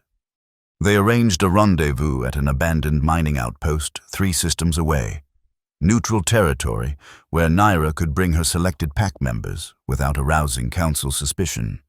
The resistance team withdrew to their scout ship, maintaining communication through encrypted channels as Naira completed her official duties at the monitoring station. "Do you trust her?" Marcos asked as they prepared for the extended mission. "I trust her doubt," Avenra replied. "It's a powerful motivator when everything you believed in begins to unravel." 3 days later, they detected Naira's vessel approaching the mining outpost. Scans confirmed 3 Kitharan biosignatures aboard, consistent with her promise to bring only those she trusted with this revelation. The meeting that followed was tense but productive. Kiva and Tarek, the pack members Nira had selected, displayed the same nascent independence that had marked their leader's development. They listened to Avenra's account with the analytical focus of trained hunters, asking pointed questions about New Eden, the Resistance's objectives, and the neurological aspects of breaking council programming. "The neural degradation isn't painful," Avenra explained, addressing one of their primary concerns. "Dr. Connor describes it as the brain reclaiming neural pathways that were artificially restricted. Some experience it as increased emotional awareness, others as enhanced sensory perception without the hunter's killing focus." "And the council can't track those who defect?" Tarek asked, the tactical implications foremost in his mind. "We've developed countermeasures for all known Kytheran tracking protocols," Levi assured them. "And we continually update our security as their technology evolves." By the end of the discussion, all 3 members of Hunter Pack Epsilon had agreed to defection, not out of fear of eventual elimination, but from a genuine desire to explore existence beyond their programmed purpose. "There will be others," Naira told Avenra as they prepared for the journey to New Eden. "Other packs, other hunters who have begun to question. The programming isn't as infallible as the council believes." "Then we'll find them," Avenra promised. "One by one if necessary." The return to New Eden carried a sense of accomplishment that transcended mere tactical success. They had not only deprived the council of effective weapons, but had reclaimed beings who deserved the chance at self-determination. The resistance had grown stronger, not through force, but through offering choice to those who had never known it. Phoenix greeted their return with restrained approval, congratulating the team on the mission's success while emphasizing the security protocols that would need to be implemented for their new arrivals. Dr. Connor immediately began medical evaluations of the defectors, confirming Avenra's assessment of their neural programming decay and beginning treatments to ease the transition. In the days that followed, Avenra found herself in the unexpected role of mentor, guiding Naira, Kiva, and Tarek through the disorienting experience of freedom after a lifetime of directed purpose. She recognized in them the same struggles she had faced, the uncertainty of choice, the weight of past actions, the search for identity beyond what they had been designed to be. "Does it get easier?" Naira asked one evening as they observed a community gathering from the periphery, still uncomfortable with the social dynamics of New Eden. "Different," Avenra corrected. "Not easier. The questions change, the doubts evolve, but the core challenge remains, deciding who you are when no one is telling you who to be." "And who are you, Avenra? Who have you decided to be?" The question gave her pause. 6 months of freedom had brought change, growth, new understanding, but had she truly answered that fundamental question for herself? "I'm still discovering," she admitted. "But I know I'm more than what the council made me. As are you." Later that night, she found Levi in his preferred spot on the terraced gardens, watching the binary sunset paint New Eden's landscape in amber and gold. He smiled as she approached, shifting to make space for her on the stone bench. "Our new arrivals seem to be adjusting well," he observed. "As well as can be expected." She settled beside him, their shoulders nearly touching. "Naira asked me who I've decided to be. I realized I don't have a complete answer yet. Few of us do." His gaze remained on the horizon, but she felt his attention focused on her. "Identity isn't a destination, Avenra. It's a journey." "More human philosophy?" she teased gently. "Observation." He turned to her then, his expression earnest. "I've watched you these past months. You've built connections with others, found purpose in protecting what we've created here, discovered joy in things beyond the hunt." "Because of you," she said softly. "You saw possibility in me when even I couldn't see it." "I only provided the opportunity. You made the choices that brought you here." The simple truth of his words resonated within her. Every step from that confrontation in the mining facility to this moment had been her choice. To follow curiosity instead of completing her mission, to trust when trust seemed foolish, to build a new life when her old one had been stripped away. "There is one choice I haven't yet made," she said, her voice steady despite the unfamiliar vulnerability the words evoked. "One I've been considering for some time." Levi's expression shifted, a cautious hope emerging. "And what choice is that?" Instead of answering with words, Avenra reached for his hand, a deliberate action bridging the physical distance that had remained between them despite their growing emotional connection. His fingers interlaced with hers, warm against her cooler skin. "This," she said simply. The kiss that followed was tentative at first, an exploration of unfamiliar territory for a being who had been designed for violence rather than tenderness.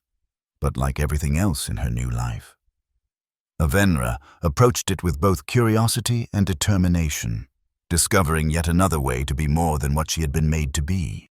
When they parted, Levi's smile held a brightness that rivaled the setting sun's. "That's quite a choice." "One I should have made sooner," she acknowledged. "Some journeys can't be rushed." He kept her hand in his. "Even for apex predators." As darkness fell over New Eden, they remained together, watching stars emerge above the community they had both fought to protect. The future held uncertainties. The Council would not abandon its pursuit of defectors, and the Resistance's work was far from complete. But in that moment, Avenra understood that she had found something the Council had never intended for its perfect hunters: belonging. Not merely as a weapon repurposed, but as a being who had transcended design to discover choice, connection, and the transformative power of compassion. The hunter had become a protector, the predator a partner, the weapon a woman with a voice of her own. And in that transformation lay the true victory, not just for Avenra, but for all those who would follow the path she had helped forge from the stars to New Eden. In the months and years that followed, the Resistance's Hunter Reclamation Initiative grew beyond anyone's initial expectations. What began with Avenra's extraction and continued with Naira's pack evolved into a systematic operation that identified and approached Kitharan hunters showing signs of emerging independence. Not all chose to defect. Some remained loyal to the Council despite evidence of betrayal. Others simply disappeared into the vastness of space, choosing solitude over new allegiances. But many, more than the Council would ever publicly acknowledge, found their way to New Eden and similar sanctuary worlds established by the growing Resistance network. The impact on Kitharan military effectiveness was significant. Each defection not only deprived the Council of an elite hunter, but provided the Resistance with invaluable tactical knowledge and training capabilities. More importantly, each hunter who chose freedom became living proof that even the most controlled beings could claim self-determination. For Avenra, the initiative represented both redemption and purpose.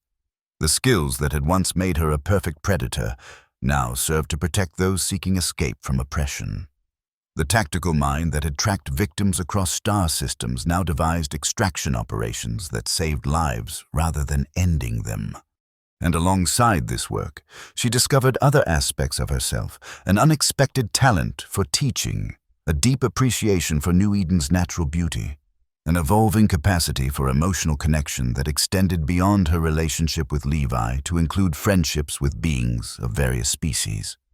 "You've built quite a legacy," Phoenix observed on the 3rd anniversary of Avenra's arrival, as they reviewed the initiative's achievements. 37 hunters extracted, over 100 support personnel, 3 Kithaeron Council members now questioning the ethics of the Hunter program. "It's not enough," Avenra replied, studying the galactic map where points of light represented confirmed defections. "The Council still controls most of known space. Corporations still exploit frontier worlds with impunity." "True," Phoenix acknowledged. "But revolutions aren't measured only in territory controlled or battles won. Sometimes the most significant victories are in changed minds, in proving that alternatives are possible." Later that evening, Avenra returned to the home she now shared with Levi on the outskirts of Harmony. The dwelling reflected their partnership, her preference for elevated vantage points incorporated into his love of growing things, resulting in a terraced structure surrounded by gardens that combined Earth species with compatible plants from various worlds. She found him in their shared workspace, reviewing data from the latest extraction operation, a particularly complex mission involving twins from Hunter Pack Omega who had been separated by the Council upon showing signs of emotional attachment. "Success?" she asked, noting his concentrated expression. "Partial," he replied, looking up with a tired smile. "Veran made it out. Cora chose to remain behind to cover his escape." The news brought mixed emotions. Joy for one, twin saved. Sorrow for the sacrifice of the other. Such outcomes were becoming rarer as their extraction techniques improved, but each loss still affected them deeply. "She made her choice," Avenra said softly, placing a hand on Levi's shoulder. "As we all must." "I know." He covered her hand with his own. "But I keep thinking about what you told me once, that weapons don't ask questions. Sometimes I wonder if we're asking enough of them ourselves." "What do you mean?" He gestured to the data displays. "We offer hunters a choice between continued service to the Council or defection to the Resistance. But are those the only options? Are we still defining them, defining you by your usefulness in conflict?" The question resonated uncomfortably. Despite New Eden's emphasis on self-determination, their operations still leveraged Hunter's specialized capabilities. Freedom from the Council didn't necessarily mean freedom from being valued primarily for combat skills. "What alternative would you suggest?" she asked, genuinely curious. "I don't know exactly." He stood, moving to the dwelling's open terrace where New Eden's twin moons illuminated the landscape. "But I've been thinking about our original work on Proxima Centauri, adaptive agriculture, sustainable development, building things that last beyond conflict." Avenra joined him, considering the implications. "You believe the Resistance should focus more on construction than opposition?" "I believe that true resistance isn't just fighting against something, but creating alternatives that make the old systems obsolete." He turned to her, his expression earnest. "New Eden was never meant to be just a base for operations against the Council. It was meant to be a demonstration that different ways of organizing society are possible." The concept wasn't entirely new. Phoenix and other Resistance leaders had expressed similar philosophies. But Avenra understood that Levi was suggesting something more immediate, more personal. "You want to return to your original work," she realized, "to building rather than fighting. Not alone," he clarified quickly, "and not abandoning the extraction initiative. But yes, I've been developing proposals for expanding our terraforming and sustainable development projects to other worlds, creating more places like New Eden where people can live freely." He hesitated, then continued more softly. "And I've been wondering if you might want to be part of that work, not just as a protector, but as a builder. The offer opened possibilities Avenra had never considered. Her entire existence had been defined by combat, first as a hunter, then as a defender. The concept of creating rather than protecting was both foreign and intriguing. "I know nothing of terraforming or agriculture," she pointed out. "And I knew nothing of extraction operations or resistance tactics before circumstances demanded I learn." His smile held gentle challenge. "You've redefined yourself once already. Why not again? Why not indeed?" The question lingered in Avenra's mind long after their conversation ended. She found herself observing New Eden with new awareness in the days that followed, noting not just its defensive capabilities and security measures, but the interconnected systems that made it thrive. The water management technologies that turned seasonal rainfall into year-round irrigation. The energy collection arrays that powered the settlement without depleting resources. The architectural designs that integrated with, rather than dominated, the natural landscape. She sought out Marine and Tal, the Kytheran agricultural specialists who had been among the first to welcome her to New Eden. Their work had expanded significantly since her arrival, developing specialized crops adapted to various environments where the resistance hoped to establish new communities. "You want to learn agricultural techniques?" Marine asked, clearly surprised by Avenra's request to observe their work. "I want to understand building," Avenra clarified. "Creating sustainable systems rather than just protecting them." The specialists exchanged glances, then welcomed her into their experimental gardens with unexpected enthusiasm. Over the following weeks, Avenra divided her time between the extraction initiative and this new exploration, learning not just about plant biology and soil chemistry, but about the philosophy underlying New Eden's approach to development. "The Council believes in dominance," Tal explained as they monitored a new hybrid crop designed for arid environments. "Conquering worlds, bending them to Kytheran needs. But adaptation is stronger than domination in the long term. Working with natural systems rather than against them. Like the difference between hunting and persistence hunting," Avenra observed, recognizing parallels to her earliest lessons with Levi. "Short-term advantage versus sustainable success." Her growing interest in development work coincided with an unexpected opportunity. The Resistance Council approved funding for a new sanctuary world, a marginally habitable planet in a system beyond Council influence that would require significant terraforming but offered strategic advantages as an expansion site. Levi was appointed to lead the project, and to the surprise of some Council members, he requested Avenra as his co-leader. "Her tactical background is invaluable for security planning," he argued during the proposal hearing. "But her perspective as a former Kytheran hunter also provides unique insight into designing environments that promote psychological well-being for defectors adjusting to freedom."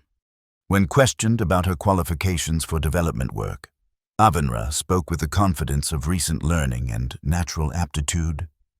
"Hunters are trained to understand environments intimately, to read landscapes, to predict how targets will interact with terrain, to identify resources and threats.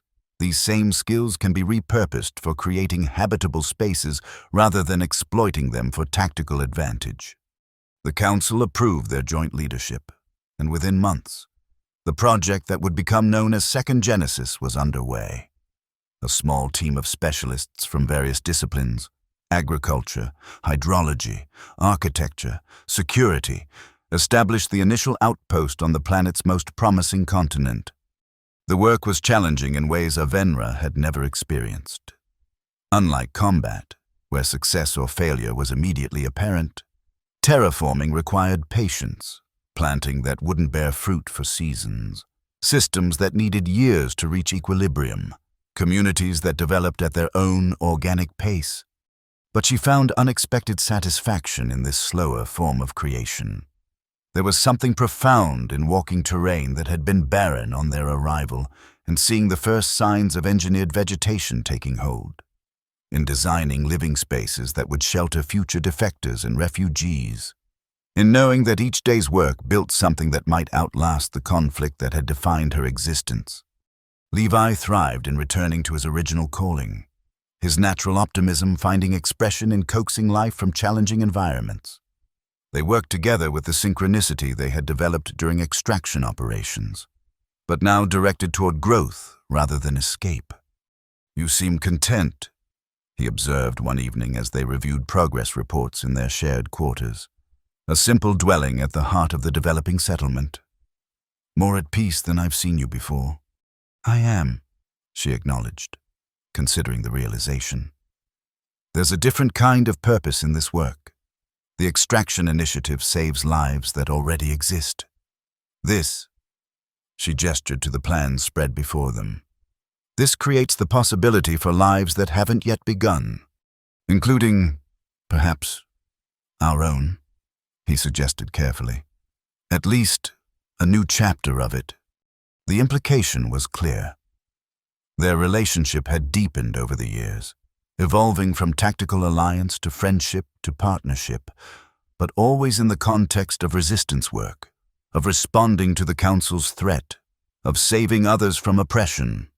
Second Genesis offered something different, the chance to build a life defined by creation rather than reaction, to establish not just a sanctuary for others, but a home for themselves. "I would like that," Avenra said simply, the certainty in her voice reflecting how far she had come from the perfect predator who had tracked Levi across the stars. As Second Genesis grew from outpost to settlement to thriving community, Avenra found herself becoming something she had never imagined. Not just a former hunter, not just a resistance operative, but a founder, a builder of civilization. The skills that had made her a perfect predator proved surprisingly transferable to creating secure, sustainable communities. Her understanding of Kytheran psychology helped integrate new defectors. Her tactical mind anticipated challenges before they emerged. And alongside these practical contributions, she discovered a capacity for leadership that had nothing to do with combat prowess, an ability to inspire others not through fear or dominance, but through vision and demonstrated commitment. 4 years after Second Genesis began, the settlement celebrated its recognition as an independent member of the Resistance Network, no longer a project, but a self-sustaining community with its own governance and culture. The ceremony brought visitors from New Eden and other sanctuary worlds, including Phoenix and Dr. Connor. "You've created something remarkable here," Phoenix told them during the celebration, surveying the thriving settlement with its distinctive architecture integrated into the terraformed landscape. "Something that challenges the Council not just by existing, but by offering a better alternative to their version of order." "That was always the point," Levi replied. "Not just to fight against, but to build toward." Dr. Connor, who had been monitoring the neurological development of defectors across the Resistance Network, shared encouraging findings. "The hunters who've settled here show the most complete neural reprogramming of any group we've studied. Something about participating in creation rather than destruction seems to accelerate the healing process." For Avenra, the most meaningful moment came when Naira, now a respected leader in the extraction initiative, approached her privately after the ceremony. "When you first found me, you offered a choice," Naira said, gazing out at the settlement where several former hunters now lived as builders, farmers, teachers, and artisans. "But I don't think even you understood the full scope of possibilities that choice would open." "No," Avenra agreed. "I was still thinking like a hunter then, in terms of sides, allegiances, tactical advantages." "And now?" Avenra considered the question, looking beyond the settlement to the landscape beyond, once barren, now flourishing with engineered ecosystems that were evolving into self-sustaining biomes. "Now I understand that true freedom isn't just choosing between predetermined options," she said finally. "It's creating new options that didn't exist before." Later that night, after the celebrations had quieted and most of the settlement slept, Avenra and Levi stood on the observation platform atop their home, a structure that had grown alongside the community, incorporating elements from various cultures represented among their residents. The planet's 3 moons illuminated the valley below, where orderly fields gave way to carefully managed wilderness, and then to the untamed terrain beyond, the frontier of their terraforming efforts. In the distance, the lights of newer outposts marked the expansion of their work, communities developing their own distinct identities while remaining connected to the original settlement. "Do you ever think about that day in the mining facility?" Levi asked, his arm around her shoulders as they contemplated their creation. "When you had me in your sights and chose curiosity instead of completion?" "Sometimes," she admitted. "It seems like another lifetime, another self." "In a way, it was." His voice held the thoughtful tone that had first challenged her perceptions of humans as mere prey. "We're not the same people who faced each other across that chamber. We've both been transformed." "By choice," she added, the word carrying all the weight of her journey from perfect predator to creator of sanctuary. "By choice," he agreed, "and by the courage to make different choices when the familiar ones no longer served." As the night deepened around them, Avenra reflected on the path that had brought her from hunter to hunted to builder of worlds. The council that had created her as a weapon still existed, still controlled vast territories, still engineered beings for specific purposes. But their hold was no longer absolute. Not on her, not on the growing number of defectors who found their way to sanctuary worlds, not on the future taking shape beneath this distant sky. In the end, perhaps that was the most profound form of resistance, not just fighting against systems of control, but creating alternatives that rendered them obsolete. Not just surviving betrayal, but thriving beyond it. Not just escaping predetermination, but embracing the endless possibilities of choice. The perfect predator had become something the Kytheran Council had never intended, never imagined possible. A builder, a protector, a partner, a founder of communities where others like her could discover their own paths to self-determination. And in that transformation lay a truth more powerful than any weapon, that even beings designed for destruction could choose creation instead, that persistence and compassion could overcome programming, that the future belonged not to those who controlled through fear, but to those who built through hope. As dawn broke over Second Genesis, painting the settlement in the light of a new day, Avenra and Levi descended from their observation platform to continue the work they had chosen, not as hunter and hunted, but as partners in creating a world where choice, not design, determined destiny.